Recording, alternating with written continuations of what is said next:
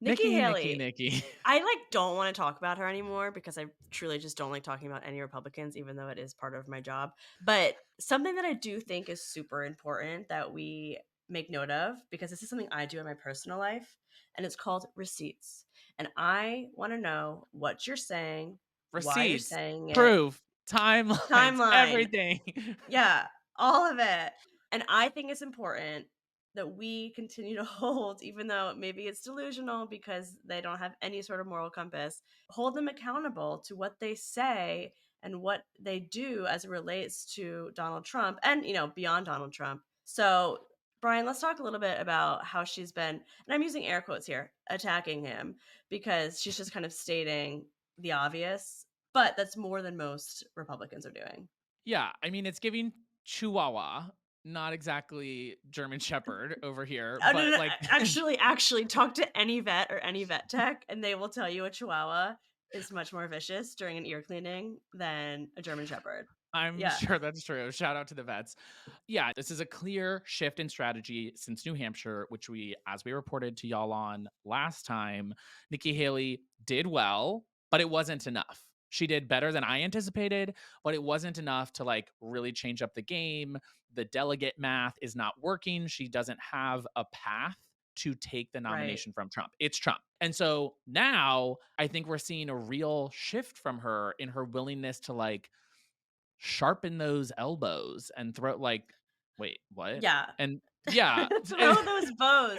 throw those bows is where we're going. Why do you think that is? What is your theory of the case? Why is Nikki Haley suddenly knives out for Trump? Well, I don't think that she expects to get the nomination, that's for sure. But I do Mhm. think she wants to have a firm record against Donald Trump, depending on what ends up happening with him.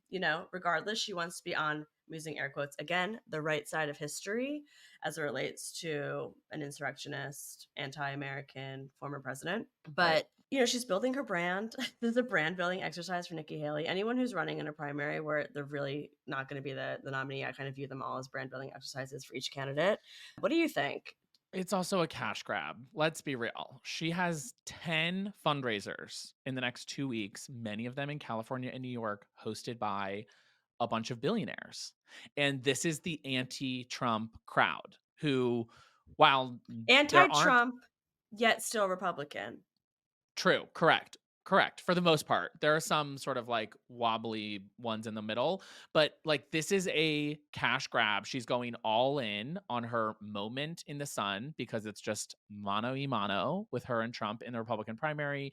The it's a foregone conclusion, but she can still go raise Totally. tens or hundreds of millions of dollars. Buckets. She's already raised I think like 10 million or something like that since New Hampshire. She raised 4 million in grassroots donations since New Hampshire, a million in the 24 hours after Trump said that he was going to permanently bar from the MAGA camp anyone who gives money to Nikki Haley. And like that's all working for her, right? Is we know that Yeah. outrage politics work when it comes to fundraising and she is trying to juice these Yeah. lemons, baby, because She's that's all she's she has she's left. working overtime on that juicer. She called Trump totally unhinged. Unhinged. Unhinged. She stole my line. What? That is talk about brand stealing.